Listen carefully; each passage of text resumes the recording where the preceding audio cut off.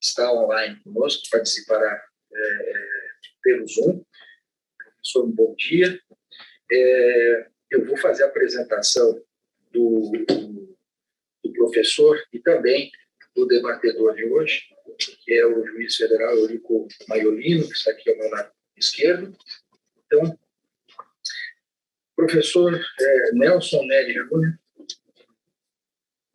Nelson Neri Júnior é professor titular da PUC de São Paulo e da Universidade Estadual Paulista, Júlio de Mesquita Filho.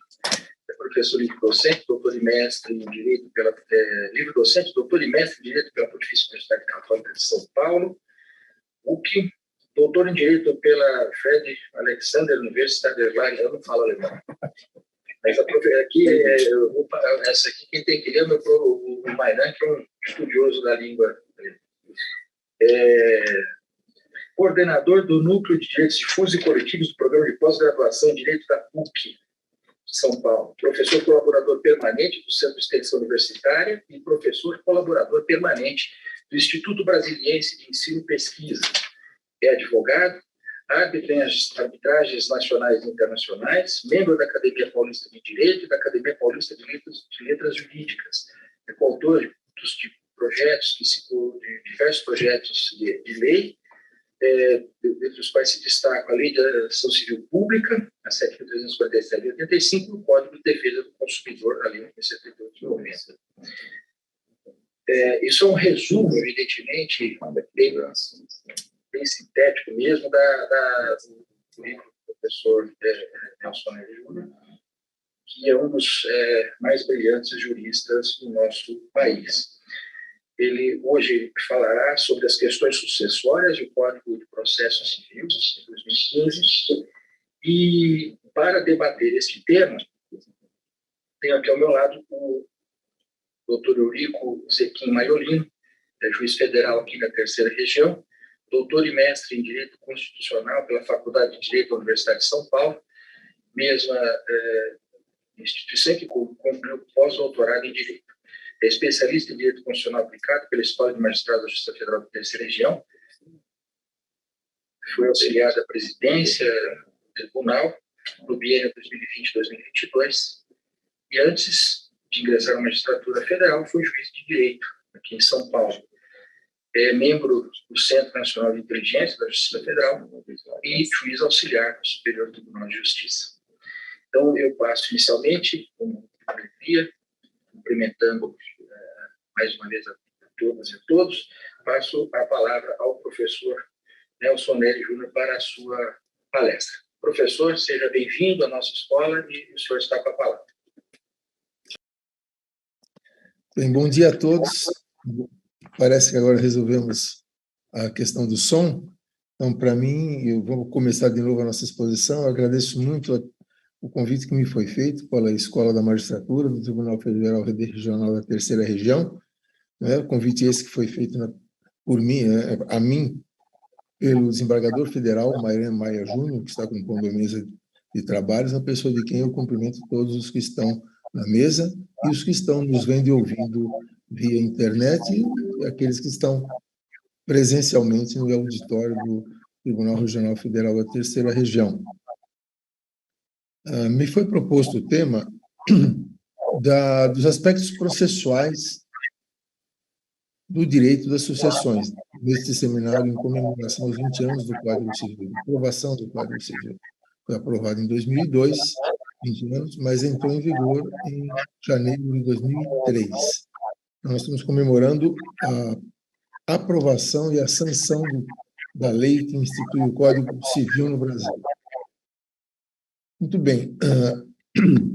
Uma primeira questão que eu separei aqui para nós debatermos é relativa à prescrição e decadência das pretensões que podem ser deduzidas em juízo no tema do direito das sucessões. Então, vou falar das ações de cunho patrimonial, principalmente a ação de petição de herança, e as ações que tratam de pretensões não patrimoniais, que são as ações de nulidade e de anulabilidade de atos e negócios jurídicos sob a égide do direito das sucessões. Bem, em primeiro lugar, a distinção que temos que fazer a respeito da extinção dessas pretensões de cunho patrimonial e de cunho de nulidade e de anulabilidade.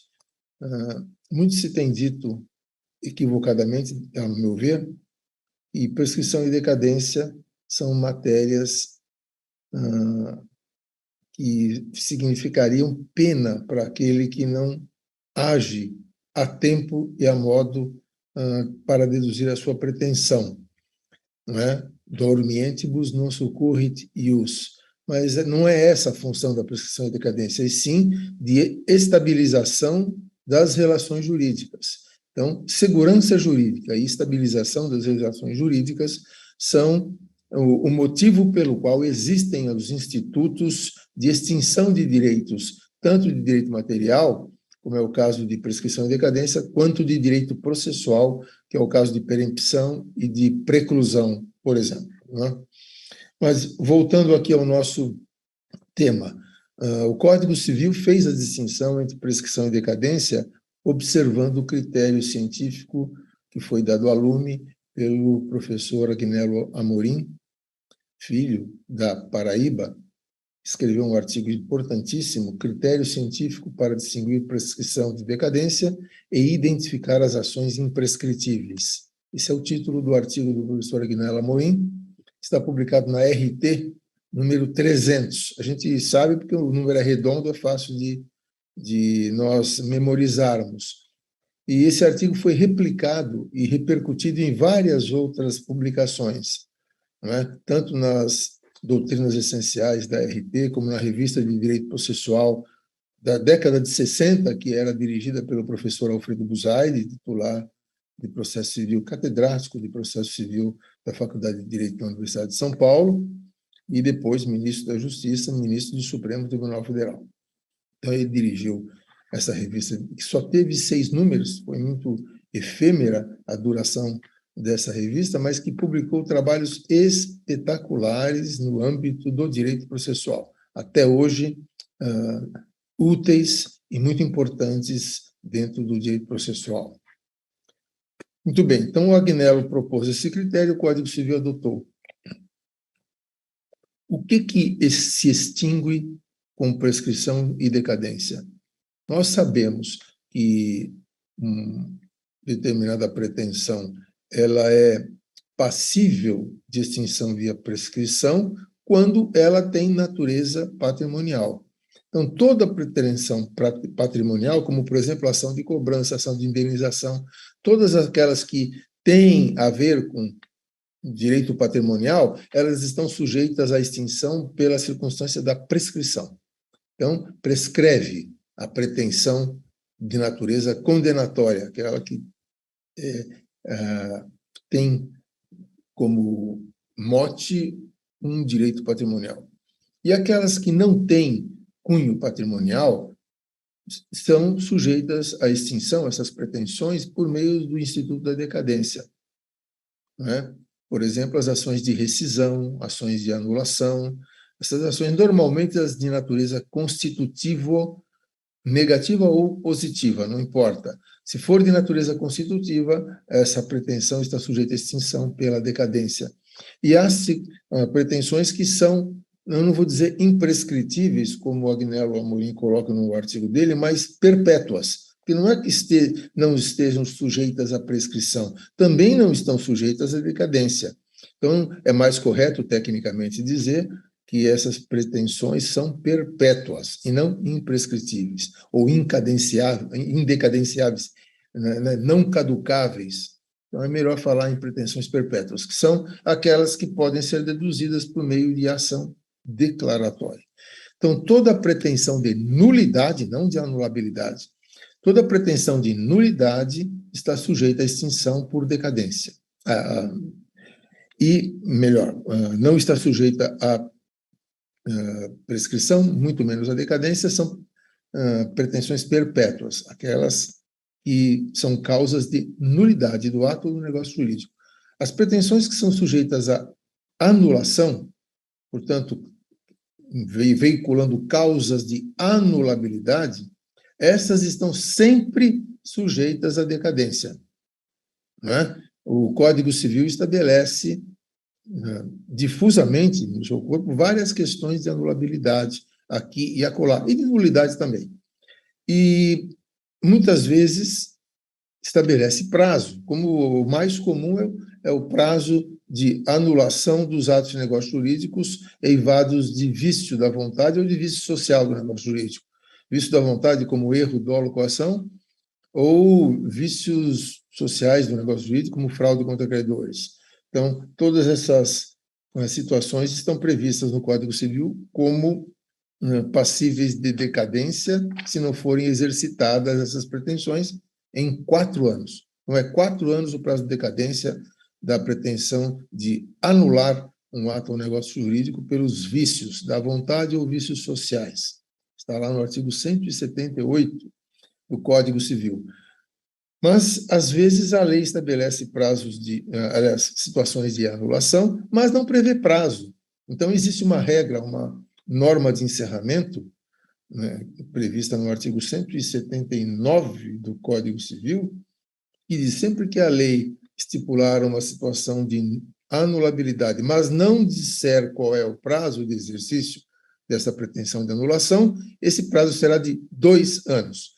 Então, nós temos uma regra subsidiária que vale para toda e qualquer situação de sujeição à decadência, que, se não tiver prazo na lei para exercício da pretensão não patrimonial, né, causa de anulação do ato ou negócio jurídico, esse prazo será de 2 anos. Mas, digamos que a grande maioria das pretensões tem um prazo de decadência de 4 anos, por incidência do artigo 178 do Código Civil. Vamos transportar essa questão da decadência das ações de anulação e da perpetuidade das ações de nulidade para o nosso sistema do direito das sucessões. Mas, antes disso, temos que falar da prescrição. Então, as pretensões de natureza patrimonial sempre, vou enfatizar o advérbio, sempre prescrevem. Muitas vezes, o nosso Supremo Tribunal Federal tem apontado situações de pretensões patrimoniais, dando a elas a natureza de imprescritíveis, como, por exemplo, a indenização por dano ambiental, a indenização por ato de improbidade administrativa, e, com a devida vênia, o direito não tolera a pretensão patrimonial imprescritível. Isso não é possível no nosso direito. Houve uma interpretação, digamos assim, um pouco enviesada do artigo 37, parágrafo 4º da Constituição Federal, pelo Supremo, quando ele declara, isso ele fez recentemente, a questão estava bastante tumultuada lá, e o Supremo decidiu que as ações de improbidade administrativa, onde houver dano ao erário, né, essas pretensões são imprescritíveis. Quer dizer, a prescrição é justamente para dar segurança jurídica. Os senhores já pensaram se um filho de um administrador público, ou um neto, ou um bisneto, daqui a 60, 80, 100 anos, ainda puder ser réu de uma ação de improbidade administrativa, de ato cometido pelo seu bisavô, pelo seu trisavô, ou pelo seu tetravô? Isso não tem o menor cabimento, data máxima vênia, né? Então, portanto, pretensão patrimonial, a teoria do direito e o princípio constitucional da segurança jurídica não tolera essa imprescritibilidade. Quando a Constituição quis que alguma situação fosse dada a ela de forma absolutamente excepcional a imprescritibilidade, a Constituição assim o determinou de forma expressa, como, por exemplo, crime de racismo, crime de genocídio, assim, etc. Lá está dito, na Constituição, de forma expressa, são imprescritíveis os crimes de racismo, etc. Mas, tirando isso, a Constituição não diz que é imprescritível qualquer outra pretensão patrimonial. Então, a ilação que o Supremo Tribunal Federal tira da Constituição, data máxima vênia, não encontra respaldo na própria Carta Magna. Como o Supremo é o órgão judicial que interpreta, por último, a Constituição Federal, Nós temos que olhar esta decisão do Supremo, mas não deixar de criticá-la. Ela pode ter eficácia jurídica do ponto de vista de decisão judicial, é uma outra seara. Nós estamos aqui discutindo, em tese e academicamente, o que está certo e o que não está. Com devido respeito, o Supremo não acertou quando ele deu como imprescritível pretensão patrimonial, a data vênia. Mas, no nosso caso aqui, tem uma súmula do Supremo perfeitamente correta, que é a súmula 149, daquelas antigas do Supremo Tribunal Federal, súmula 149, essa não vinculante, súmula simples, que diz: é imprescritível a ação de investigação de paternidade, vírgula, mas não o é a de petição de herança, justamente porque a investigação de paternidade é uma ação de cunho declaratório, portanto, é perpétua realmente, e não é rescindível, não é para se dizer que ela está sujeita à decadência, não está, e ela não se extingue, ela é perpétua porque ela é declaratória. Né? E a petição de herança, eu estou pedindo o quê? Dinheiro, eu quero herança, então é de cunho patrimonial, essa prescreve. Então, súmula impecável, esta 149 do Supremo Tribunal Federal. Aqui, realmente, a Suprema Corte acertou com todas as cores e todos os matizes.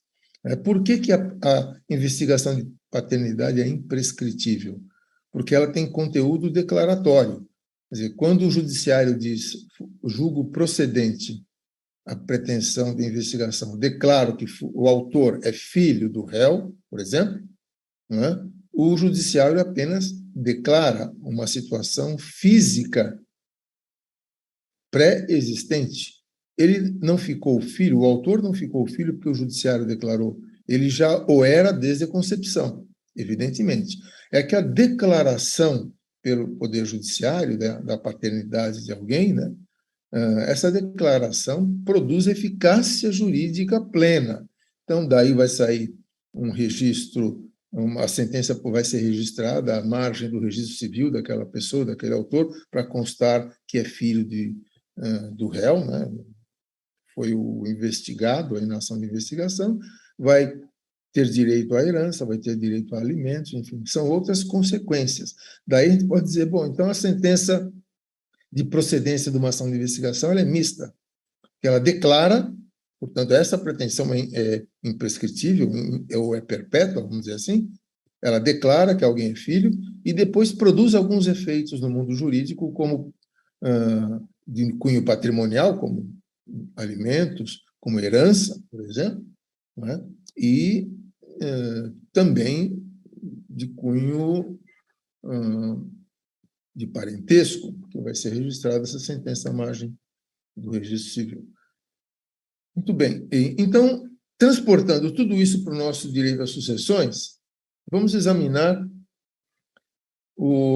as situações que o Código Civil trata como de anulabilidade em matéria de direito às sucessões. O Código Civil diz que são anuláveis, por exemplo, o testamento, que é um ato de última vontade, então, sucessão testamentária, testamento pode ser anulável, ele é anulável nas situações mencionadas pelo artigo 1859 e 1909 do Código Civil, e aqui ele estabelece 2 prazos distintos para a pretensão de anulação. Então, o artigo 1859 do Código Civil diz que caduca em 5 anos, prazo de 5 anos de decadência, a ação para impugnar a validade do testamento. A validade. Qualquer que seja a causa de invalidade do testamento, eu posso entrar com uma ação, deduzir pretensão anulatória desse testamento, alegando qualquer situação de invalidade em geral, objeto não lícito, forma não prescrita em lei, agente não capaz, enfim, são as causas de invalidade do ato ou do negócio jurídico. O testamento é um negócio jurídico unilateral. Então, o Código Civil diz a pretensão de impugnar, fala em impugnação, A validade do testamento tem que ser exercida em 4 anos.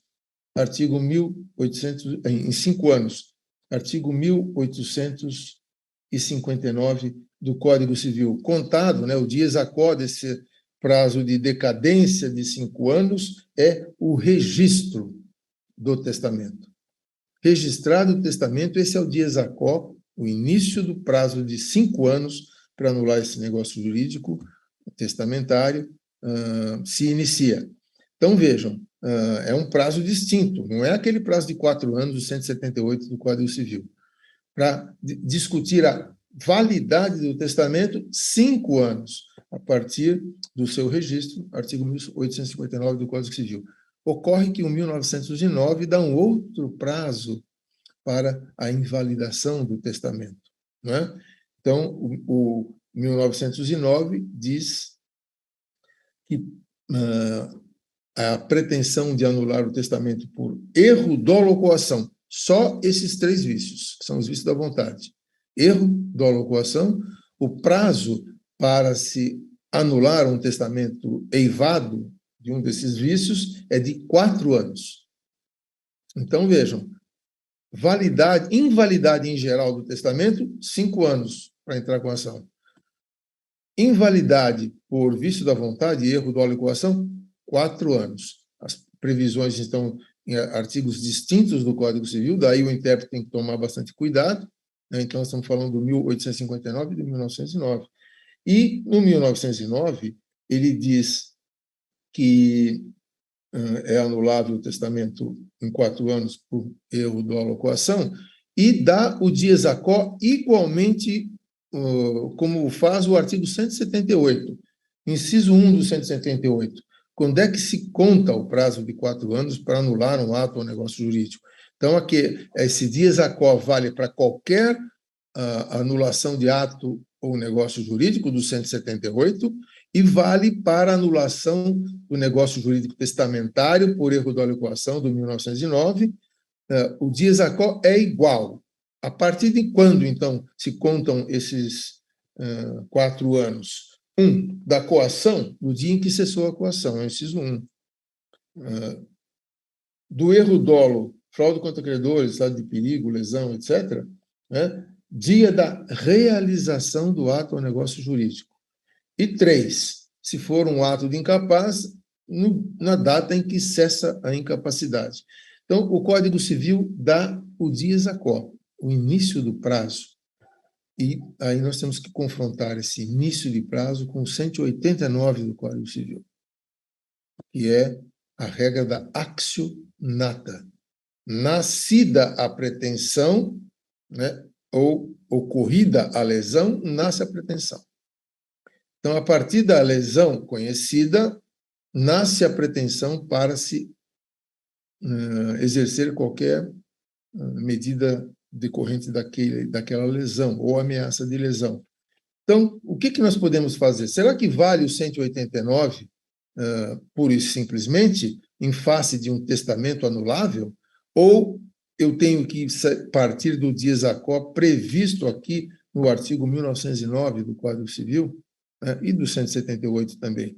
Então, a jurisprudência é muito vacilante nessa área e é muito tolerante.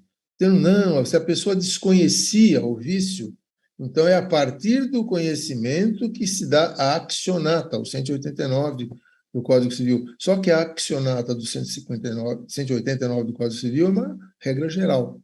Se nós temos uma regra específica que dá especificamente qual é o dies quo do prazo de extinção, prescrição ou decadência, não é?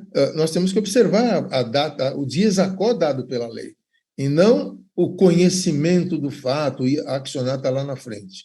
Então, é a segurança das relações jurídicas. É para isso que veio a prescrição e a decadência. Ou vieram, e não é de hoje, são institutos bastante antigos, que o direito com eles convive há muito tempo, sempre com a ideia da segurança das relações jurídicas, né, e da justiça mesmo, porque não é possível que uma pretensão fique embaixo de uma espada de Damocles que pese sobre sua cabeça e que não lhe dê segurança para tocar a sua vida, digamos assim. Né? Muito bem. A partir dessa conceituação, então, das pretensões de anulação do testamento, e se o testamento for nulo, aí não tem prazo de prescrição nem de decadência, e porque a pretensão aí é perpétua. Se ele for nulo, se for anulável, qualquer situação de invalidade, 4 anos, 5 anos. E por invalidades específicas do vício da vontade e erro da alocuação, 4 anos. Existem algumas pretensões de nulidade ou de anulabilidade que estão ainda fora dessas questões do testamento? Perfeitamente. Nós temos aqui a anulabilidade da partilha, né, que tem a ver com o nosso direito às sucessões, né, e a partilha, prevista essa situação de anulação da partilha, tanto no Código Civil como no Código de Processo Civil. O Código de Processo Civil prevê o procedimento do inventário e consequências. Inventário, partilha, sonegados, né, sobre partilha, tudo isso tem previsão no CPC como regra de procedimento. Agora, as questões de direito material relativas a partilha, sonegados e sobre partilha estão no Código Civil. Então, é preciso conjugar os dois diplomas para nós analisarmos situações que versem sobre essa questão de partilha, nulidade ou anulabilidade. Então, a partilha ela pode ser anulada também pelos vícios da vontade normalmente já considerados aqui no 178 do Código Civil. Essa anulação da partilha está prevista no artigo 657 do Código Civil, né? E o Código Civil tem uma peculiaridade relativamente à partilha, que ele menciona também uma situação de anulabilidade dessa partilha no artigo 2027, eu vou até abrir aqui o Código Civil, no 2027, parágrafo único. Então, é uma regra bastante específica, essa da anulação da partilha. Por isso aqui nós temos que abrir aqui o Código Civil para dar aos senhores a redação da lei. Artigo 2027, a partilha é anulável pelos vícios e defeitos que invalidam, em geral, os negócios jurídicos. Esse é o caput de 2027. Ocorre que o parágrafo único diz: extingue-se em 1 ano o direito de anular a partilha.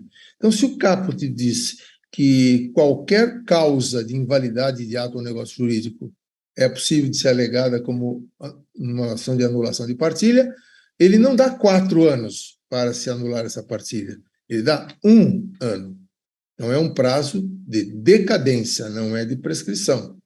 Então, porque nós estamos querendo invalidar uma ação constitutiva negativa, então, essa pretensão é exercida por meio de uma ação constitutiva negativa, desconstituição da partilha, portanto, o prazo é de decadência, 1 ano e não 4 anos. Os vícios são os mesmos do negócio jurídico, lá do 178 do Código Civil, mas o prazo para exercimento, 1 ano, segundo o artigo 2027 do Código Civil. Então, vejam, senhores, que nós temos essa questão de prazo muito difusamente colocada no nosso sistema legal, tanto no CPC quanto no Código Civil. Em vários dispositivos tem previsão a respeito dessa situação de prazo, né, de anulação do ato ou do negócio jurídico com direito das sucessões.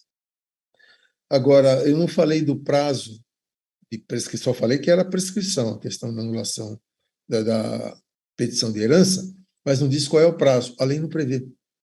Quando a lei não prevê nenhum prazo de prescrição, aplica-se a regra geral do 205 do Código Civil, que é o prazo decenal, 10 anos. Código de 16 do Clóvis Bibilaco, o prazo era de 20 anos, o prazo máximo de prescrição, e agora esse prazo foi reduzido à metade. Então, pelo nosso direito civil, pretensão que se exerce mediante ação condenatória tem prazo de prescrição máximo de 10 anos. É o prazo da ação de petição de herança. Eu posso pedir herança dentro de 10 anos, contados do quê? Então, existe uma jurisprudência a respeito da investigação de paternidade, no sentido de que, se alguém for declarado filho por conta de uma procedência de ação de investigação de paternidade, é a partir do trânsito em julgado dessa sentença de investigação de paternidade, de procedência, é que se começa a contar o prazo de 10 anos de prescrição para o então declarado filho exercer a petição de herança.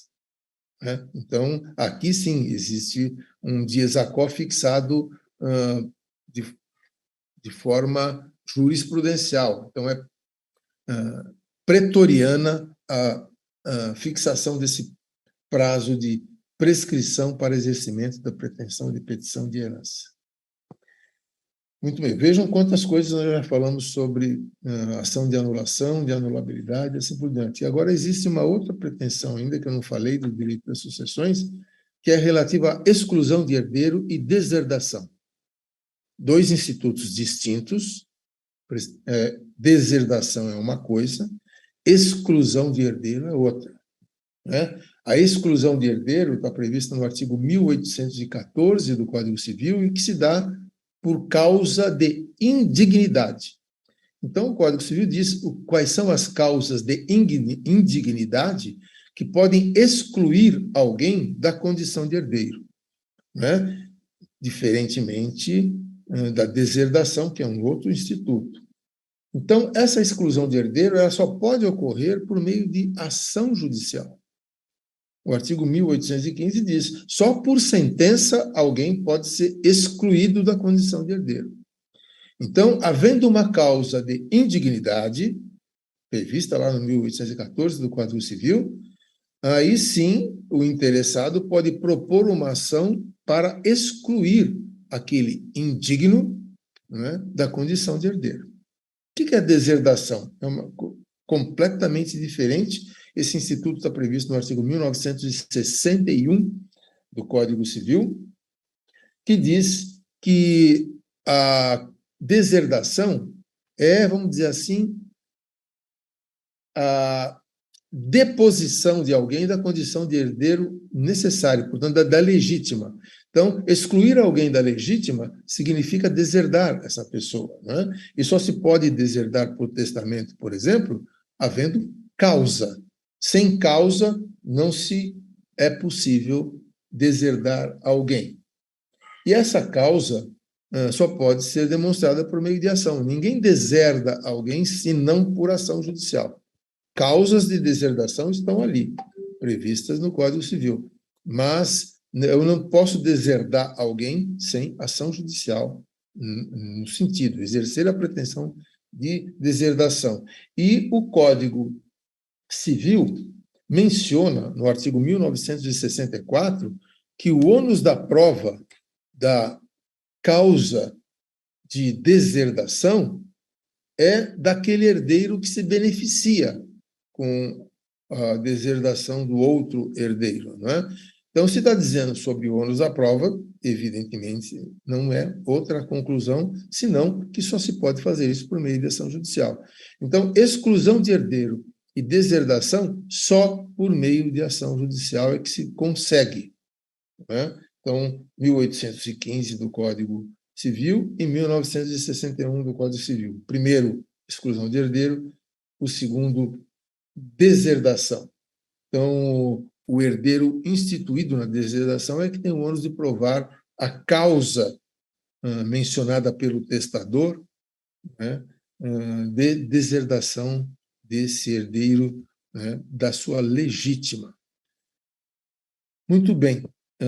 Eu gostaria de falar agora a vocês a respeito da ação de sonegados. O que é sonegados? A ação de sonegados é aquela que tem por finalidade trazer outros bens que não foram mencionados no inventário. Pelo inventariante nas primeiras declarações, ou por outro herdeiro, também não foi trazido esse bem ao inventário, então ele ficou sem ser inventariado, sem ser distribuído para os herdeiros ou legatários. Então, esse bem que ficou fora, ele pode ser objeto de duas pretensões. Uma, pretensão de sonegados um dos herdeiros aponta que o inventariante, ou quem de direito, não levou aquele bem. Então, ele quer que seja mencionado esse bem como integrante do espólio, não é? E aquele que sonegou, que tinha o dever de trazer esse bem ao inventário, mas não trouxe, esse sonegador tem que ficar de fora da divisão desse bem que foi sonegado. Então, existe a pena de sonegados prevista no artigo 1992 do Código Civil, que diz que o sonegador, não é, ele perde o direito daquele bem que foi sonegado, a sua parte naquele bem, né, na herança, então não vai para ele. Então é uma pena que se aplica àquele que sonegou. Diferentemente, é uma situação de sobrepartilha. Sobrepartilha é uma outra coisa. Quer dizer, aquele bem que não é que foi sonegado, ele não entrou por outra razão dentro da partilha, seja porque foi adquirido posterior, veio a se saber que foi adquirido um direito que não estava constando do inventário, etc. Então, isso vai ser sobrepartilhado. Então, os herdeiros também deverão receber o seu quinhão nesse bem que vai ser objeto de sobrepartilha. É possível inventário negativo? Sim. O Código de Processo Civil prevê lá nos artigos 610 e seguintes que, havendo interesse processual, tem que dizer por que você quer um inventário negativo. Porque inventário só de coisas positivas. Não existe herança negativa. Herança são os bens positivos deixados pelo autor da herança, pelo decúios, né? Então, se não deixou nada, não tem herança. Mas então por que inventário negativo? Eu tenho que demonstrar o interesse processual. Eu preciso de uma declaração de que não tem bens, judicial, etc., por A, B ou C razão. Se demonstrar, o autor demonstrar que existe um interesse processual, ele pode sim pleitear judicialmente ou até por escritura pública uma declaração de inventário negativo, né? Muito bem, eu estava falando em inventário e pode ser feito judicialmente, pode ser feito extrajudicialmente. Eu posso também, já que nós estamos falando das ações de anulação, eu posso anular um inventário, uma partilha feita por escritura pública, né? Ou será que eu só posso entrar com a ação de anulação de partilha se tiver sido judicial essa partilha? Qualquer que seja a forma do inventário, judicial ou extrajudicial, por escritura pública, né, do notário, é possível, sim, a ação de anulação da partilha, perfeitamente, sem nenhum problema. Não é pelo fato de ter sido feita por escritura pública que não comporta uma ação de anulação.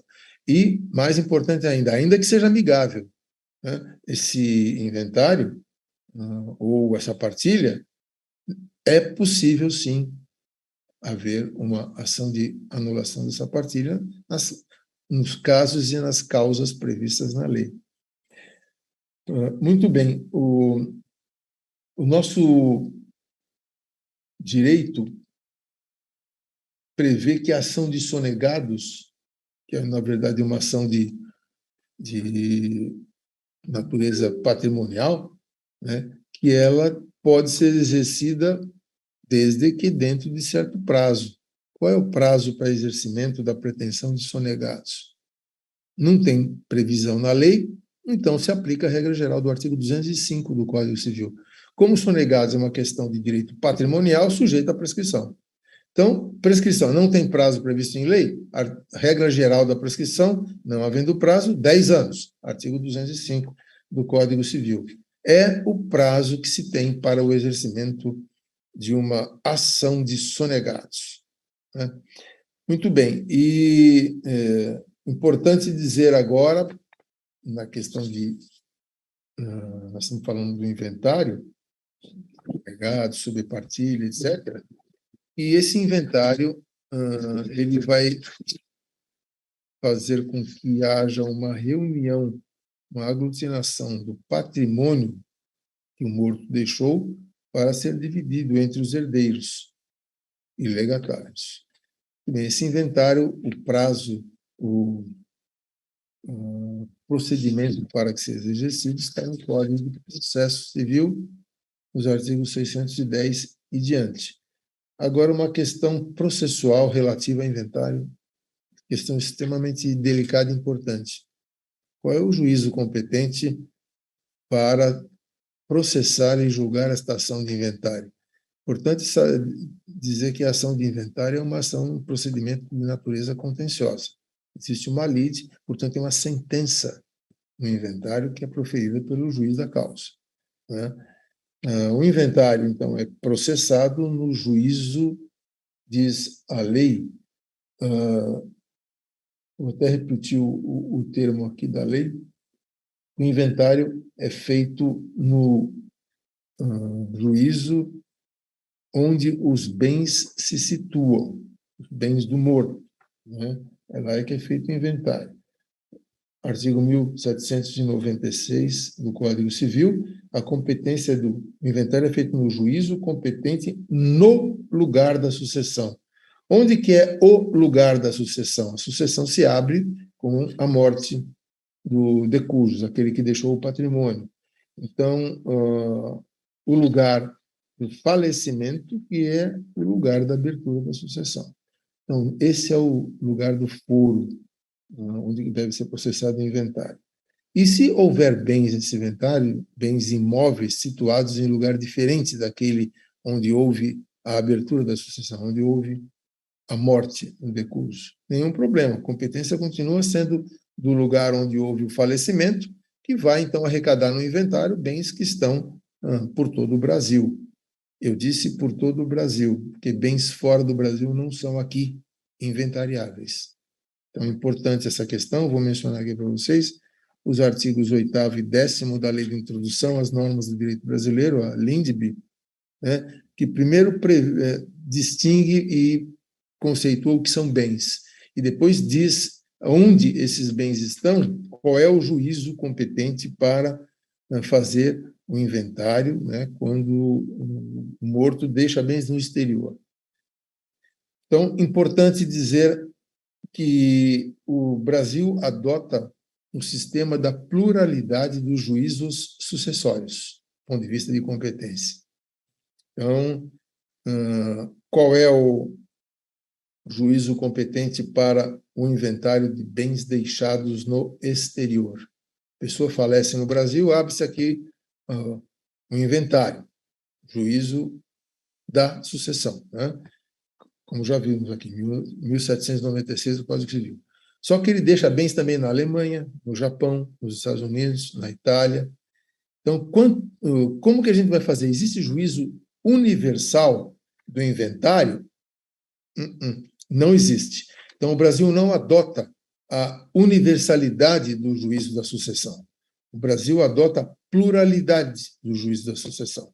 Então, o que significa isso? Existirão tantos inventários fora do Brasil quantos forem os países em que o morto deixou bens, né? Não importa se sejam bens móveis ou imóveis, né? Dependendo do país em que esses bens se encontram, é o direito de lá, portanto, lex rei site, que vai reger essa matéria.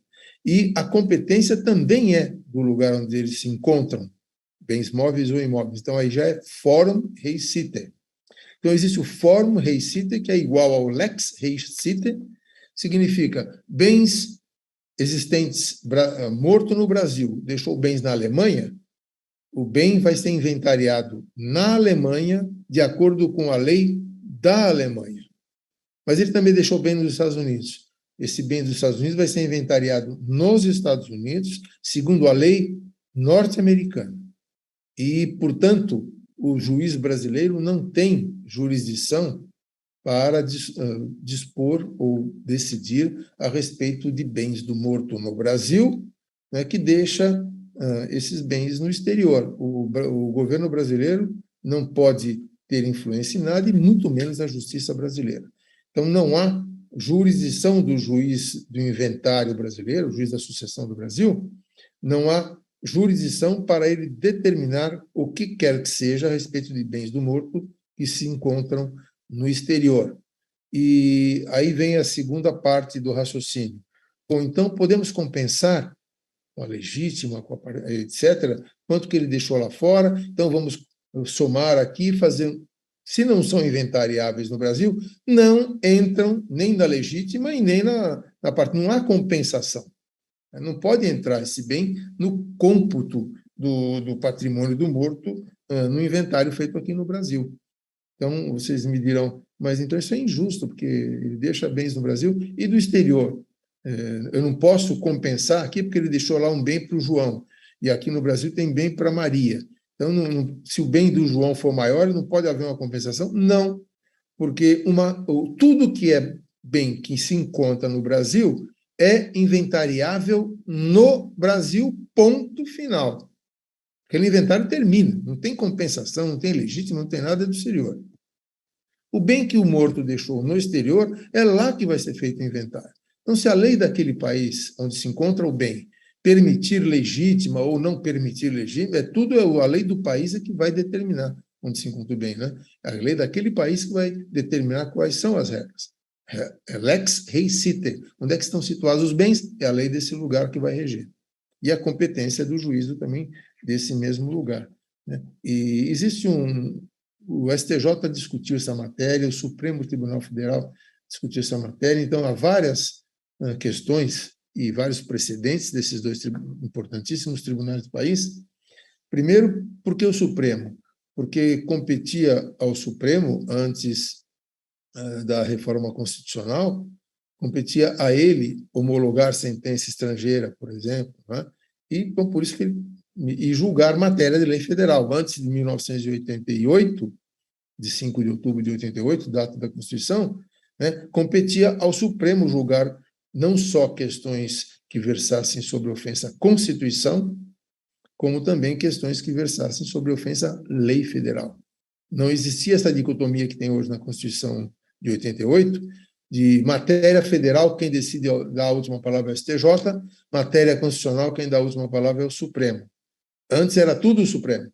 Então, com a criação do STJ, né, então houve a dicotomia, se criou o recurso especial para discutir matéria federal no STJ e se manteve o extraordinário, só que diminuta a sua abrangência.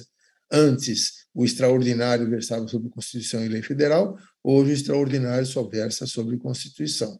Então, por isso que tem decisões do Supremo a respeito desse tema de inventário, competência, bens do exterior, etc. E a menção do Supremo aqui, ela foi acolhida, essa tese da pluralidade dos juízes sucessórios, foi acolhida pelo Supremo, inclusive em matéria tinha a ver com uma questão da Alemanha. Exatamente, eu mencionei a Alemanha como exemplo, e é uma das questões que foi tratada pelo Supremo Tribunal Federal. Bens da Alemanha se inventariam lá, e bens que estão no Brasil se inventariam aqui. Dicotomia, portanto, pluralidade de juízos sucessórios. Essa foi a decisão do Supremo. E o STJ claudicou. Na década de 90, tem um acordo do ministro Salvo de Figueiredo dizendo o contrário, interpretando o antigo artigo 89 do CPC 73, dizendo que o juízo do inventário era universal. Essa foi a decisão do STJ naquela altura, mas que foi modificada pela jurisprudência posterior do STJ, e eu menciono aqui um acordo super importante da terceira turma, relatado pelo ministro Marco Aurélio Belize, que é o acordo do recurso especial 1.362.400 de São Paulo, que foi julgado em 28 de 4 de 2015, votação unânime, e está no Diário da Justiça da União, eletrônico, de 5 de junho de 2015. Esse acordo está extremamente bem fundamentado, ele é bem extenso, bem robusto, no sentido da dicotomia ou da pluralidade dos juízos sucessórios pelo direito brasileiro, né? Então, tirada e superou, portanto, aquela jurisprudência anterior do acordo do ministro Salvo de Figueiredo Teixeira. É importante dizer que o ministro Salvo entendia pela universalidade do juízo da sucessão, Posteriormente, o próprio STJ, um acordo do ministro Rafael de Barros Monteiro, entendeu o contrário, pluralidade, e agora o ministro Belize, em 2015, deu essa decisão, digamos, sacramentando a tese da pluralidade do juízo sucessório.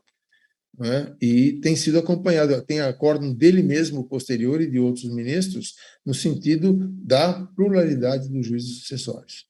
Então, o juízo brasileiro inventaria aqui os bens que o morto deixou no Brasil, e nada tem a ver com o juiz estrangeiro. Então, se o juiz estrangeiro pedir informação do patrimônio do morto aqui no Brasil, o juiz brasileiro não deve dar, e o juiz brasileiro não pode pedir informação para o juiz estrangeiro sobre o que consta naquele país de propriedade daquele que morreu no Brasil. Também não pode. Então, se ele não pode inventariar, o que é? Curiosidade judicial não existe. Então, o juiz aqui não pode ter curiosidade de saber o que existe lá fora, nem de lá fora querer ter a curiosidade do que existe aqui no Brasil a respeito de determinada pessoa que morreu. Né? Se os juízos não tem o juiz brasileiro não tem jurisdição sobre bem que o morto deixou fora, o juiz do estrangeiro também não tem jurisdição sobre o bem que o morto deixou aqui no Brasil. Né? Então, essa é digamos, a regra que... e é super importante isso, e as pessoas não dão muita, digamos assim, muita atenção para essa questão de competência, juízo sucessório, porque aí isso tem a ver com sonegação. Por exemplo, se tem uma ação de sonegados no Brasil, alguém entra com uma ação de sonegados, olha, o inventariante não mencionou um bem que deixou nas Ilhas Cayman, lá um paraíso fiscal. Entra com ação de sonegados. É improcedente. Não sonegou nada. Quer dizer, bem do exterior tem que ficar no exterior. O juízo de lá da situação do bem é que vai inventariá-lo, né? Chega a notícia da morte aqui no Brasil de alguém que tem bens lá nas Ilhas Cayman, o juiz das Ilhas Cayman abre o inventário lá, né, segundo a lei de lá. Quer dizer, o evento morte ele fica sabendo porque vai a informação do Brasil para lá. Mas lá é que ele vai abrir esse inventário. Não tem nada a ver com o bem que o morto deixou no Brasil, e o juiz brasileiro não tem nada a ver com o bem que o morto deixou no exterior. Né? Portanto, não tem compensação, e se for ação de sonegados ajuizada no Brasil, ela é improcedente, essa pretensão de sonegados, porque não houve sonegação. Né? Porque o inventariante do Brasil não é obrigado a mencionar neste inventário do Brasil bens que se encontram no exterior. Né? Então, se ele não tem obrigação de mencionar, porque não é inventariável no Brasil, não sonegou nada. Então, pretensão de sonegação improcedente. Bom, eu gostaria de agradecer muito a atenção que todos vocês me dispensaram nessa manhã, dizer da minha alegria de poder voltar à Escola da Magistratura do Tribunal Regional Federal da Terceira Região. Convite que me foi feito, eu aceitei com muita honra, e sempre que for intimado pelo Tribunal Regional Federal da Terceira Região, não precisarei comparecer aqui à escola debaixo de vara, virei espontaneamente fazer exposição aqui a vocês. Então, muito obrigado pela atenção, e agora a gente vai ouvir, então, as intervenções do prezado doutor Eurico Sequim Maiolino, juiz federal, que falará em seguida. Muito obrigado, senhor presidente.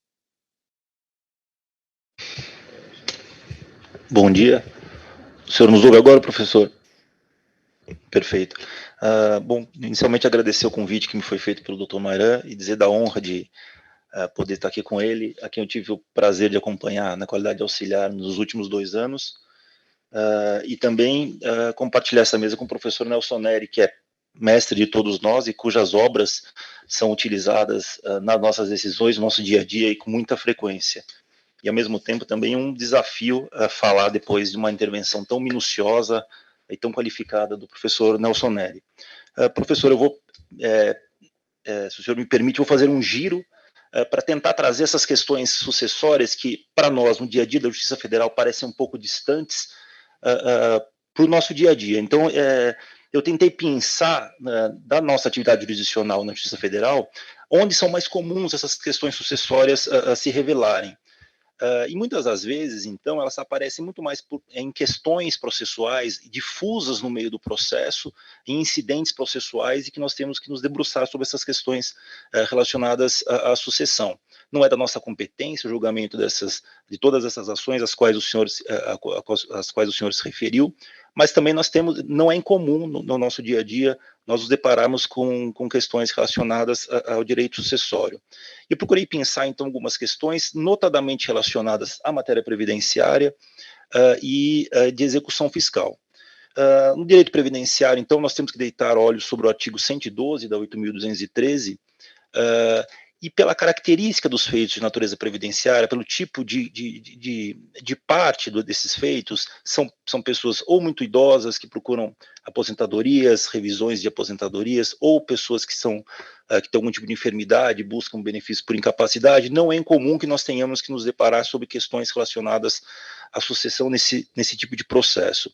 E há um dispositivo específico sobre isso na Lei 8.213, que é o artigo 112, que diz que os valores não recebidos em vida pelo segurado deverão ser, então, pagos aos dependentes habilitados a receber a pensão por morte ou, então, aos sucessores, segundo a lei civil. E traz mais uma questão que é importante, independentemente de inventário ou rolamento. Então, o que se faz é conferir ao próprio juiz do processo a competência para decidir a quem vai se destinar esse patrimônio, porque os valores não recebidos em vida do segurado compõem o patrimônio desse segurado, mas eles serão destinados de uma maneira um pouco diferente daquela ordem estabelecida pelo Código Civil, caso haja dependentes habilitados. Então, o que surge é um incidente e por vezes, essa questão relacionada aos dependentes requer prova do suporte fático para reconhecimento ou não daquele dependente. Eu me refiro, por exemplo, ao caso do companheiro. Então, o companheiro, a necessidade de comprovação de uma situação fática para que nós possamos reconhecer aquela pessoa como companheira e, então, ser destinada a ele o produto não recebido em vida pelo segurado. Então, é uma questão incidental a ser decidida no processo previdenciário que diz respeito à qualificação daquela pessoa que alega ser companheiro ou companheira do segurado falecido por recebimento desses valores. Isso por vezes é muito simples e por vezes não é tão simples. Há necessidade de uma dilação probatória ali para comprovação daquela qualidade dependente, que pode eventualmente até contradizer algo que pode ser decidido no juízo civil, no juízo de família, em relação ao reconhecimento da união estável. Então é uma questão que às vezes surge mesmo um certo ruído em relação a isso.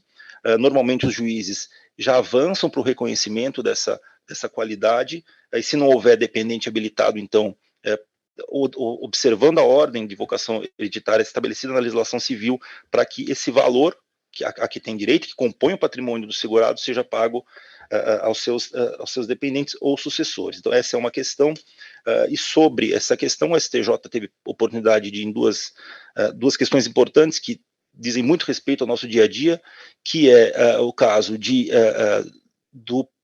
ações que envolvem benefício de prestação continuada e revisionais de benefícios de segurados que já faleceram.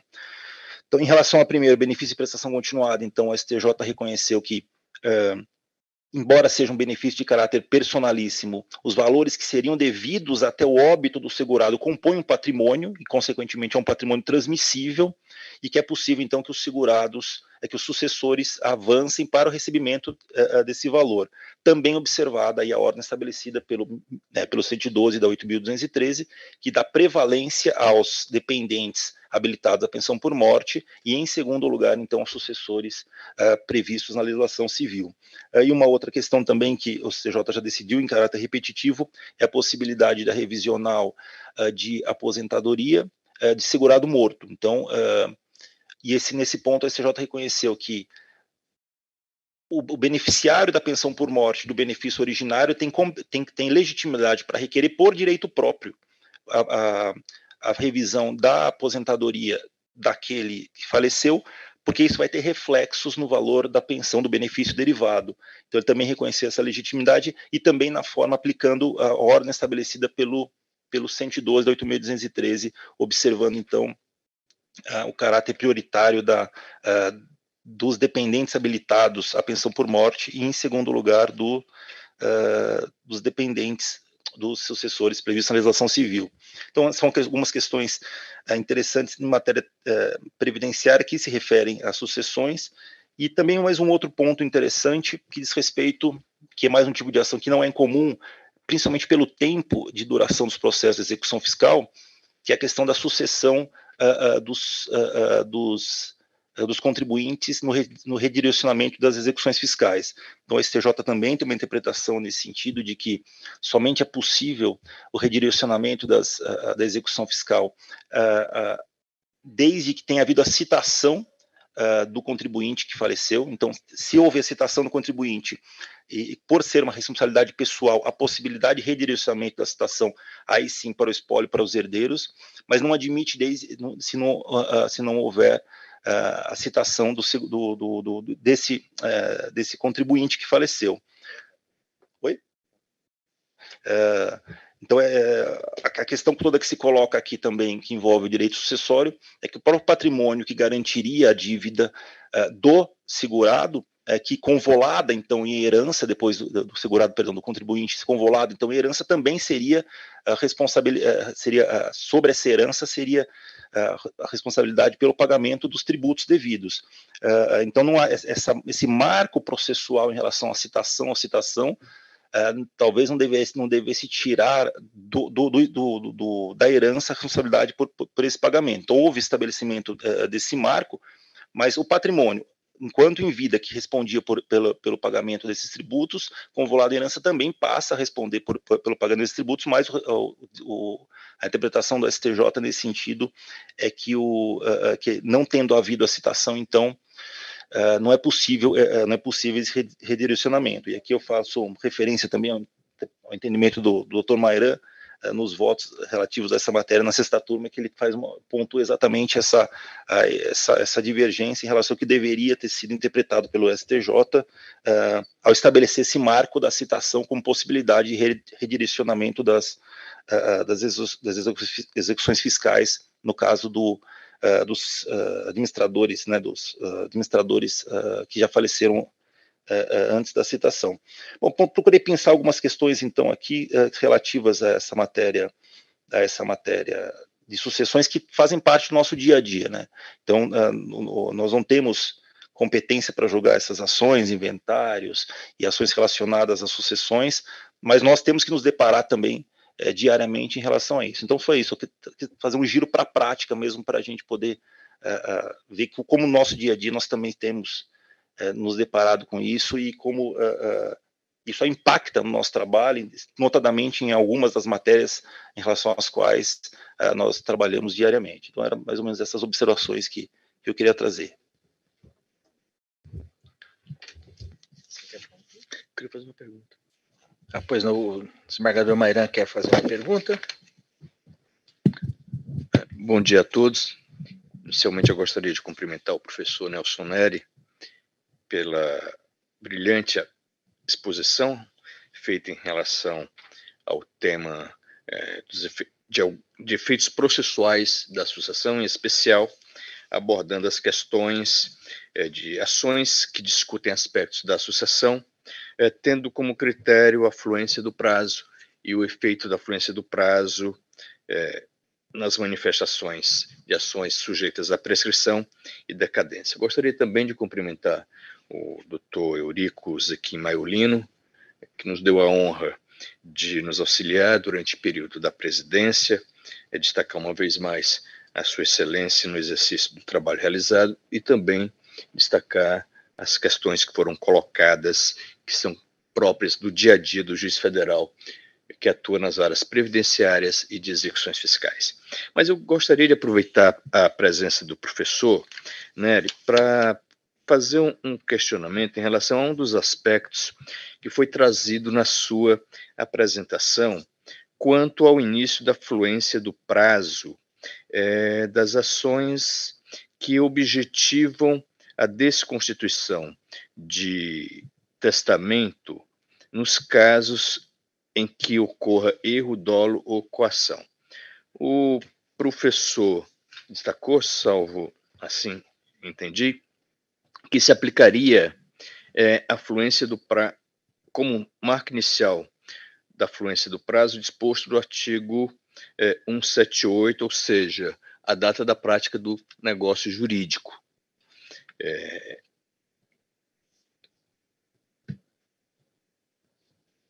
O termo inicial, considerando a possibilidade da ação de anulação ser proposta pelo testador, guardaria bastante coerência, já que o testador tinha ciência da prática do erro, dolo ou da coação. Mas o artigo 177 do Código Civil confere legitimidade aos interessados para a propositura da ação anulatória do testamento. Nesse sentido, também, a princípio, eles teriam legitimidade para propor ação anulatória de testamento, também, eventualmente, elaborado com vícios em relação à vontade manifestada, seja o erro, dolo ou a coação. E nessas hipóteses, a partir de quando, então, se iniciaria o prazo para a propositura de eventual ação de anulabilidade, já que os herdeiros, em razão do caráter, digamos assim, sigiloso ou privado do testamento, podem até desconhecer da qualidade de herdeiro testamentário e, a princípio, teriam interesse jurídico em discutir eventual, digamos, disposição testamentária prevista, principalmente se fosse um herdeiro legítimo e que estivesse sendo prejudicado em função da deixa testamentária. E só toma conhecimento do testamento quando da abertura do testamento em função da sucessão. Vamos supor que tivesse, no caso, um testamento cerrado, né, ou mesmo um testamento particular que ficou guardado até em posse da pessoa que coagiu o testador ou que o induziu em erro ou dolo ou na posse de terceiros e é posteriormente apresentado quando da abertura da sucessão. Na opinião do professor, nesses casos, quando se iniciaria o prazo para eventual propositura da ação de anulabilidade? Essa é a primeira pergunta que eu faço. A segunda pergunta diz respeito a uma das questões trazidas pelo Eurico, é justamente o aspecto da legitimidade para responder pelos débitos tributários. Nós sabemos que, com a abertura da sucessão, transmitem-se aos herdeiros o patrimônio do de cujo. O patrimônio é composto pelo ativo e pelo passivo. A nossa lei limita a responsabilidade dos débitos às forças da herança, mas o patrimônio, aliás, o patrimônio já de acordo com a previsão do 316 do Código Civil e também do Código de Processo Civil, é a garantia dos credores, inclusive do credor aí fazendário, do fisco. Então, a questão é o seguinte: a posição do Superior Tribunal de Justiça adota como marco temporal para definir legitimidade para responder pelos débitos tributários a citação. Nós sabemos que o direcionamento do sócio gerente se dá tão somente naqueles casos previstos em lei. Então, vamos supor que tenhamos a configuração de uma hipótese em que deva ocorrer o redirecionamento da execução ao administrador, ao sócio-gerente, para responder pelos débitos tributários. Muito bem. Proposta a citação, proposta a execução, citado o devedor, admite-se, então, o prosseguimento da execução, porque não há a rigor uma modificação da legitimidade. O contribuinte continua sendo o responsável, não o contribuinte é a empresa, mas o responsável continua sendo o sócio falecido, porque não há transferência da responsabilidade para os herdeiros. Os herdeiros não são responsáveis. O que ocorre é o fenômeno da garantia patrimonial que residia sobre o patrimônio titularizado pelo sócio falecido e que deva ainda responder pelo débito tributário aí em caso. Então, nós temos a seguinte situação. Se tiver havido a citação do sócio falecido, admite-se a continuidade da execução para fins de atingir o patrimônio, no caso aqui, a herança, tal como prevê na lei, que irá responder pelo débito nos seus limites. Agora, se não tiver sido ainda proposta a execução, ou se tiver sido proposta a execução e não tiver sido efetuada a citação, porque nós sabemos que muitas vezes há um hiato temporal muito grande entre a propositura da execução e a citação, quem responderia? Qual seria o patrimônio que seria sujeito à satisfação do crédito tributário? Ou o crédito tributário ficaria insatisfeito? Posição do professor, abusando da sua boa vontade e do conhecimento em relação a essas duas questões. Muito obrigado. Professor? Não sei se estão me ouvindo. Estão me ouvindo? Sim. Ótimo. Muito obrigado pelas intervenções. O doutor Eurico fez intervenções muito importantes e pontuais sobre a atividade do juiz federal nessa matéria, principalmente previdenciária e tributária. E o doutor Mairan intervém também falando sobre prazos de anulação de testamento, ação de anulação de testamento, e a questão da legitimidade para responder por débito tributário. Bem, testamento. O artigo 1909 prevê que o testamento pode ser anulado por erro, dolo ou coação, e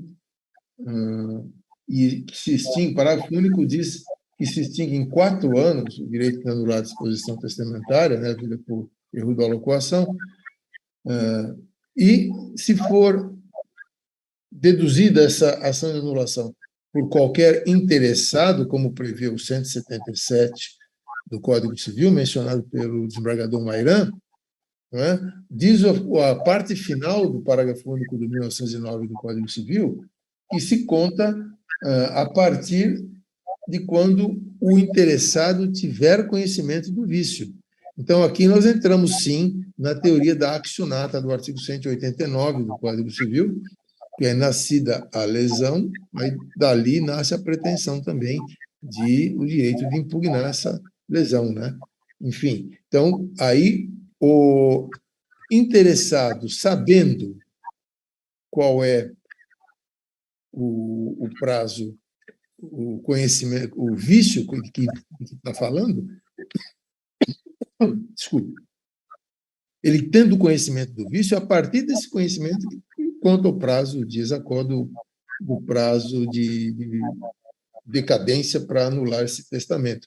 Evidentemente que a observação do Dr. Mané é pertinente e correta, como sempre, no sentido de fazer uma simbiose em uma interpretação conjunta do 1909, do 178 e do 177 e 189 do Código Civil. Todos esses dispositivos de lei levam à conclusão de que se conta o prazo de 4 anos para se anular um testamento por erro, dolo ou coação. Primeiro, a partir da cessação da coação, isso é um desacordo mencionado lá no 178.1 do Código Civil, mas também parágrafo único in fine do 1909, a partir de quando o interessado tiver conhecimento desse vício. Porque para o interessado, só quando ele sabe que existe um vício é que ele pode entrar com a ação. Né? Então, essa é a nossa manifestação sobre o primeiro questionamento do desembargador Mairan Maia. Com relação ao segundo, o desembargador Mairan Maia ficou com alguma perplexidade. Então, quer dizer que o crédito fica insatisfeito se der aquela situação que ele já mencionou, não foi feita ainda a citação, ajuizada a execução fiscal, mas demora para fazer a citação. Então, como é que fica? O crédito tributário é insatisfeito? Quer dizer, eu gostava muito da intervenção do professor Arruda Alvim, que às vezes, diante de certas perplexidades, ele dizia: pode não ser justo, mas é direito. O direito nem sempre é justo e a lei nem sempre é justa.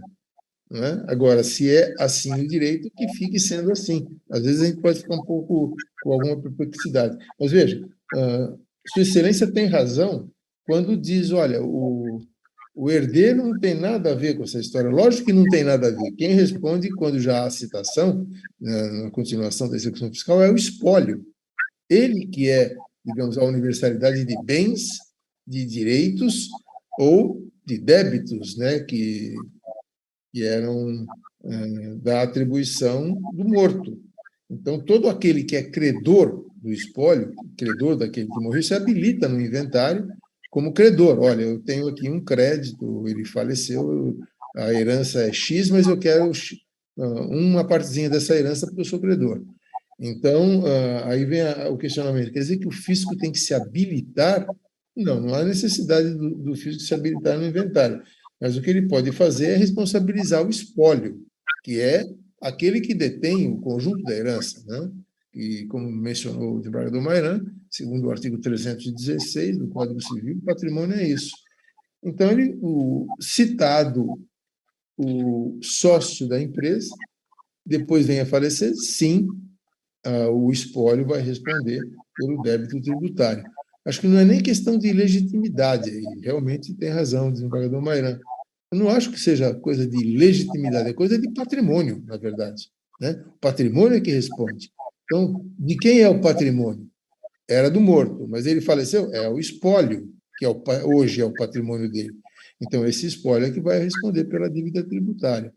Se, insisto, houver o evento mencionado pelo STJ na jurisprudência já cristalizada do tribunal, citação. Se não tiver citação, desculpe, mas o crédito vai ficar insatisfeito? Vai ficar insatisfeito. Se não há citação, eu não sou obrigado a saber que eu tinha esse débito, então eu não tinha. Se eu não estou citado, eu morto não fui citado antes, eu não sei que tenho esse débito. Se eu não sei, meu patrimônio não pode suportar alguma coisa que eu não sei que existe. Então, acho que ficaria, sim, antes da citação, esse crédito tributário insatisfeito. Muito embora nós estamos falando de sócio. A empresa que responde deve ser o contribuinte que deve responder com o seu patrimônio pelo débito fiscal, né? Aí tem aquela situação do responsável tributário do Código Tributário Nacional, que é o sócio, etc. Mas o primeiro contribuinte, vamos dizer assim, titular do débito tributário é a empresa, né? Evidentemente. Ok. Muito obrigado, professor. Uma consideração, Mairan? Não, com relação à primeira questão, eu concordo inteiramente. Agora, com relação à segunda, eu peço a máxima vênia ao professor para entender que com a morte há transmissão imediata de créditos e débitos. Eu não preciso ter ciência que devo alguma coisa para responder por isso.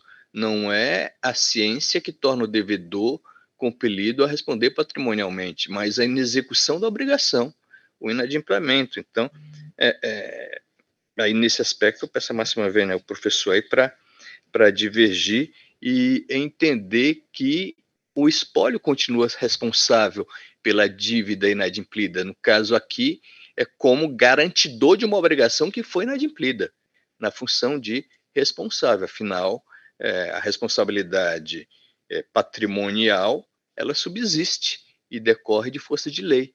Então, não é a morte que, no caso aí, iria extinguir a responsabilidade de uma obrigação surgida ex lege, né? Então, nesse aspecto, eu peço a máxima vênia ao professor para dele respeitosamente divergir.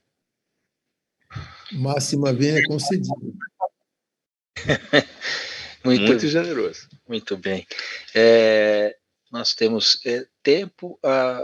O Ricardo Nascimento, bom dia, Ricardo. Queria fazer uma pergunta ao professor. Depois, como sempre, se houver alguma pergunta daqueles que nos assistem pelo Zoom, podem formular, que será feita.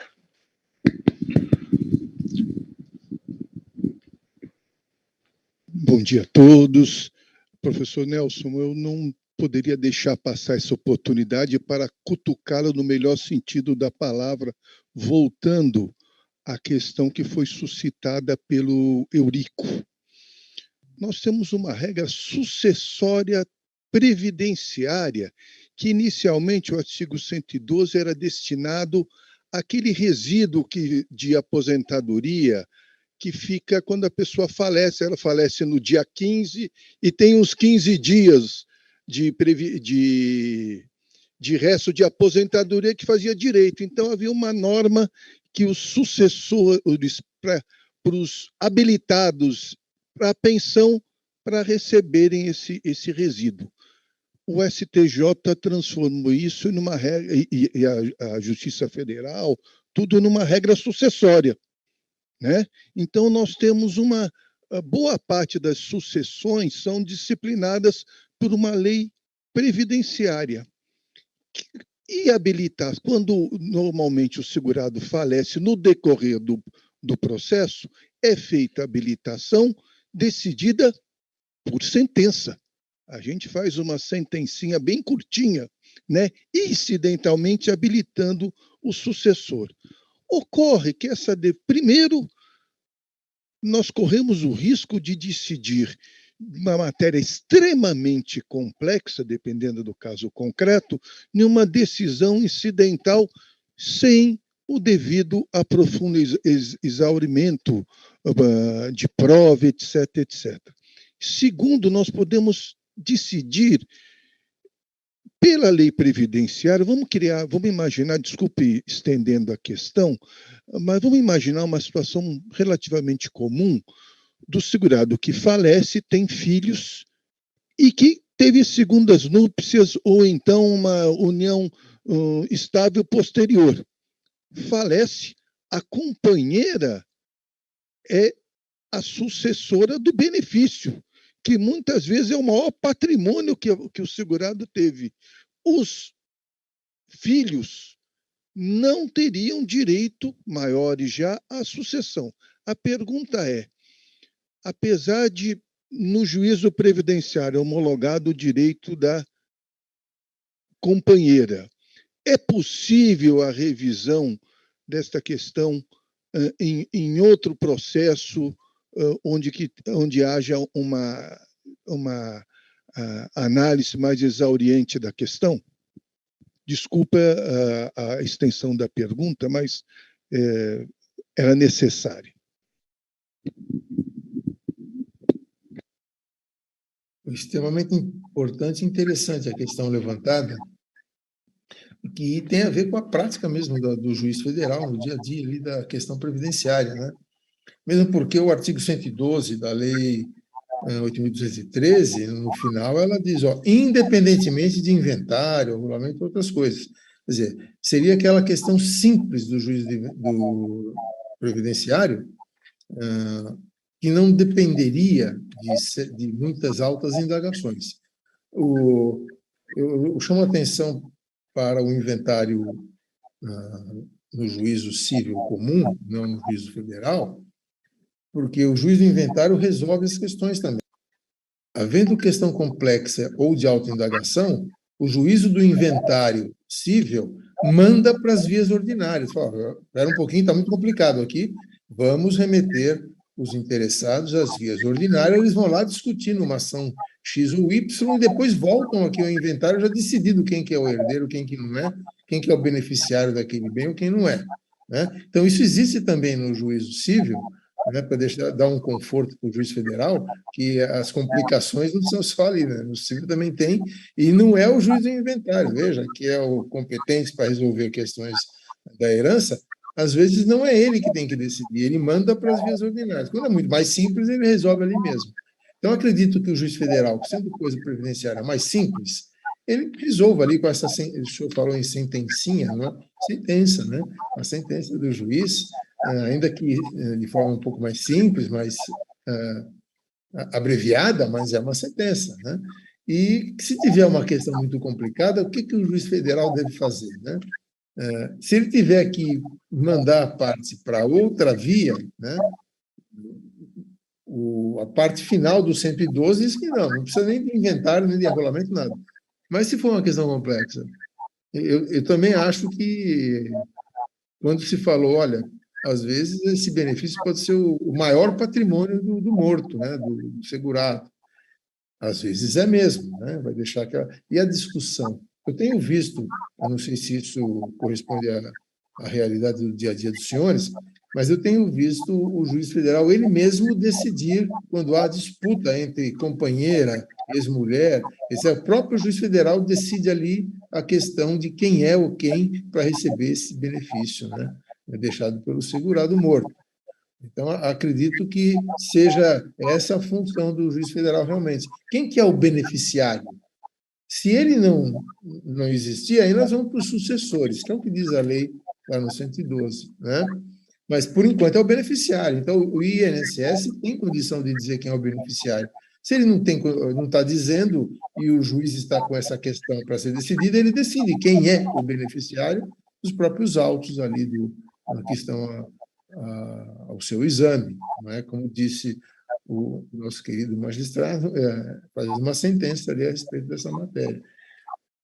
Mas eu acho que é realmente isso, né? Que pode sim o juiz federal decidir sobre quem é o beneficiário que vai receber aquilo que deixado pelo morto, né?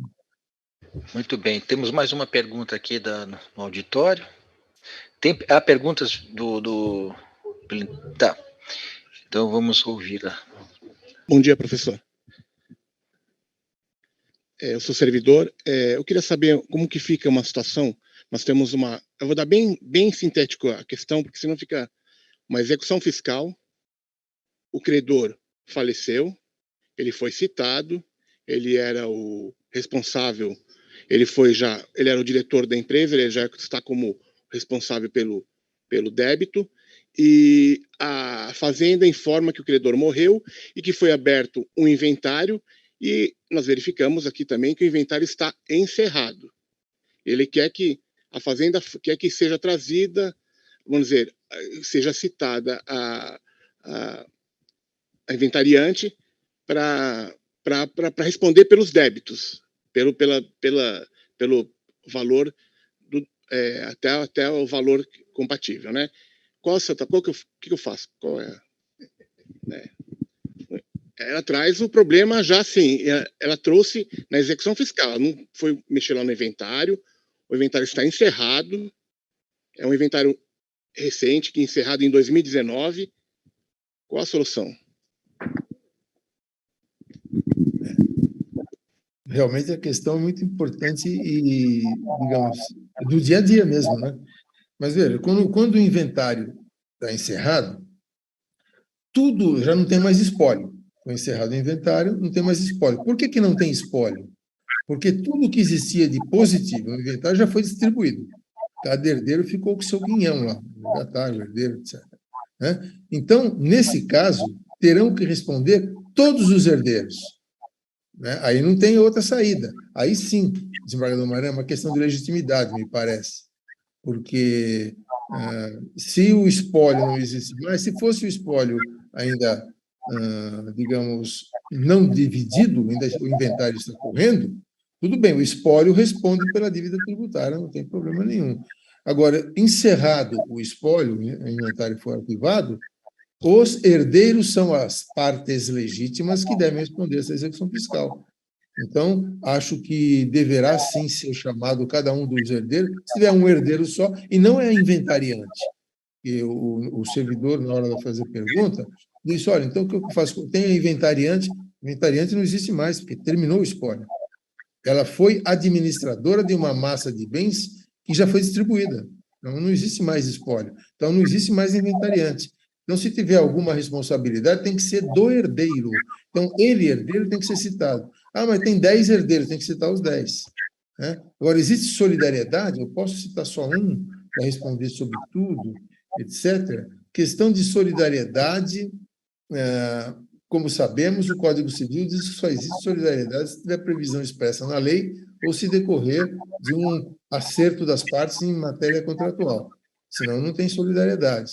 Né? Então, precisaria ver se na parte tributária, eu não estou com isso de cabeça, Então, os senhores aqui que têm o dia a dia da execução fiscal poderiam dizer com muito mais propriedade do que eu, não é? Se houver uma previsão de solidariedade no Código Tributário ou na lei tributária específica que está tratando da matéria, tudo bem, pode ser citado um herdeiro só para ele vir responder pelo Código Tributário nessa execução fiscal. Se não tiver essa previsão de solidariedade, tem que citar todos os herdeiros para que eles venham aqui na execução fiscal responder, cada um com a sua parte. Muito bem. Temos alguma pergunta, Mariana? Sim, temos sim. Eu vou ler, são duas perguntas. Pergunta aqui do pessoal do Zoom. A primeira é da Marisete Sabina Duarte. Vou ler a pergunta. Bom dia a todos. Parabenizo a todos os palestrantes pela excelente palestra. Gostaria de perguntar ao professor Nelson, no caso da companheira entrar com pedido do divórcio e no andar do processo o companheiro falecer, e nesse momento ela pede para extinguir o processo de divórcio para não perder o benefício. Como fica esta situação se separados de fato estavam por um período de menos de um ano? Marisete, aqui no caso ela continua companheira, porque ela entrou com divórcio, separado de fato há menos de um ano, mas ela não deixa de estar na condição de companheira ainda, porque como é que ela pode pedir o divórcio se ela não é companheira? Só pode pedir divórcio se for, né, casado ou estiver em união estável, senão não é possível.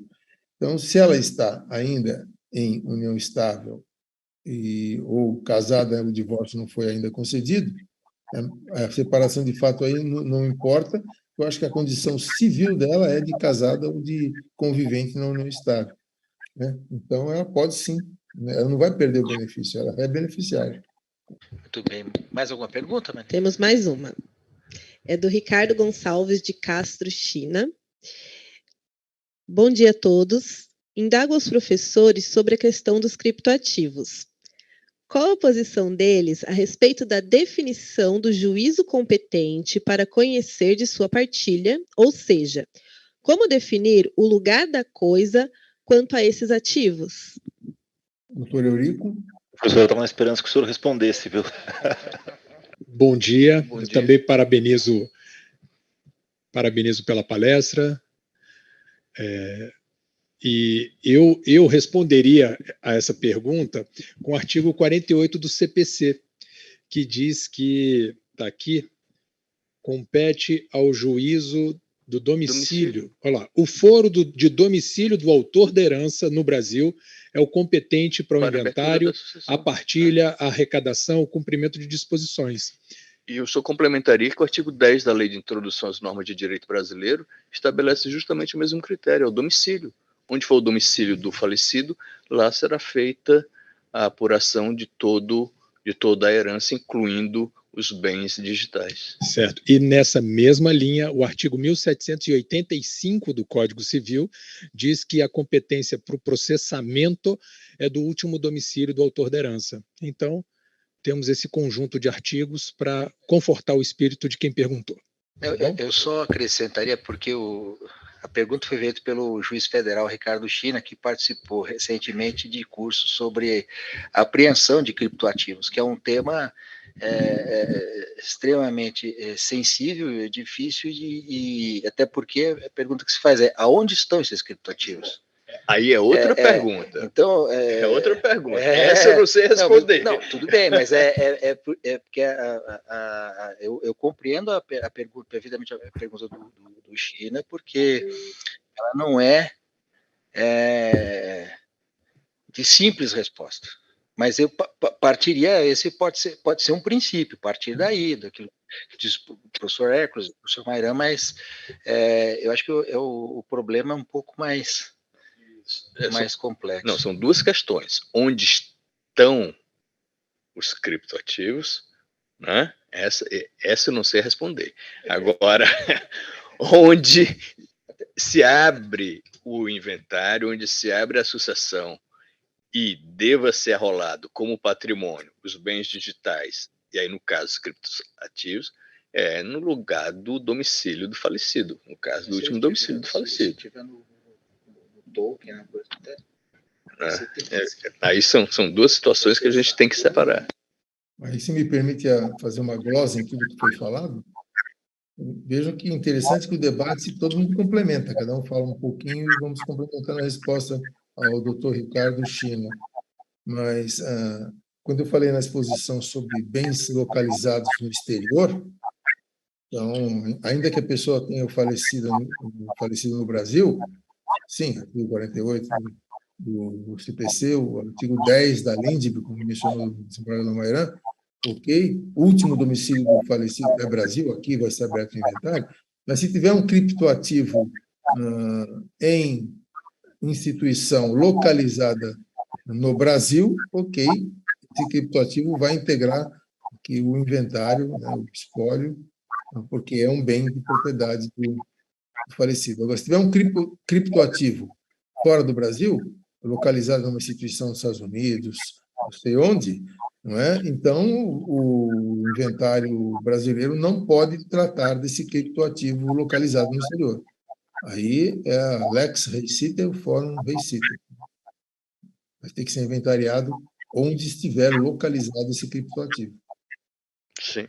Aí, então, o doutor China vai ter que procurar um pouco melhor para poder definir onde é que vai ser inventariado. Mais alguma pergunta, Mariana? Não mais? Ainda temos... chegou mais uma pergunta.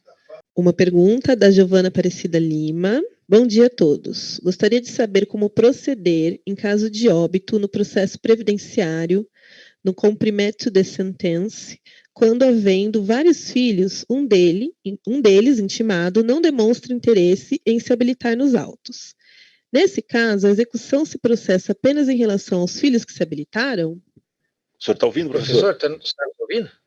Ninguém quer responder a pergunta da doutora Giovana? Agora a mesa está aqui procurando quem responde, mas o Eurico vai... Não. Daí essa questão não é incomum, porque às vezes os segurados realmente eles falecem, nem sempre é comum encontrar os filhos, né? O que aí depende muito, o juiz vai acabar tendo que decidir concretamente ali. O que tem ocorrido é quando todos esses eventuais sucessores ou dependentes habilitados não comparecem, o juiz acaba liberando para aqueles que compareceram, né?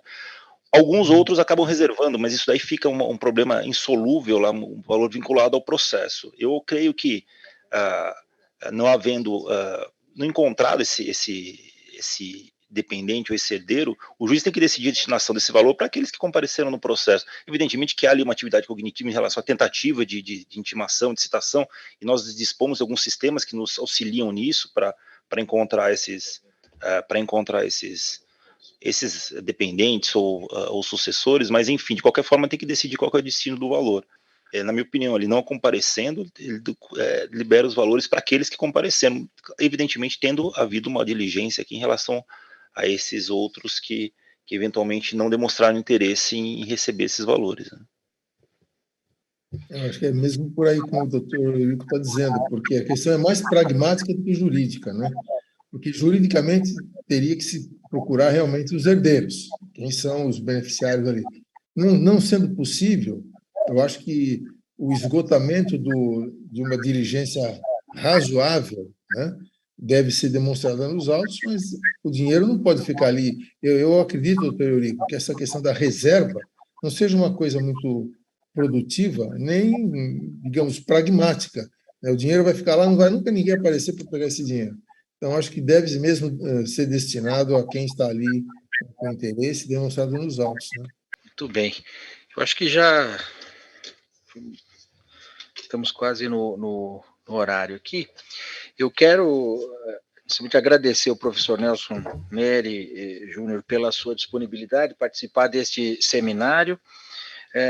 Faço esse agradecimento em nome da Escola de Magistrados da Justiça Federal da Terceira Região e do Tribunal Regional Federal, aqui da Terceira Região.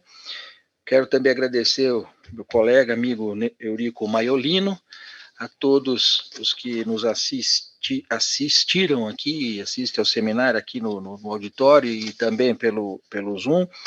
Mais uma vez também agradecer ao Mairan pela coordenação deste seminário, um tema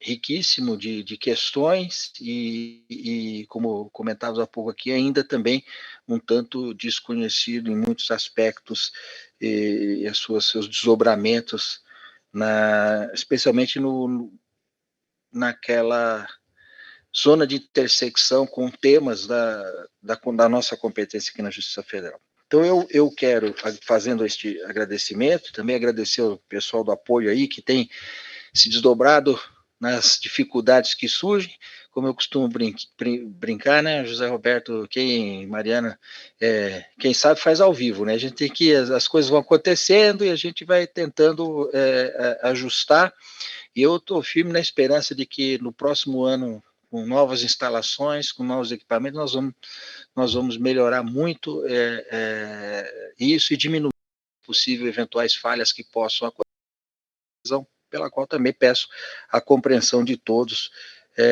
por essas falhas que são evidentemente involuntárias.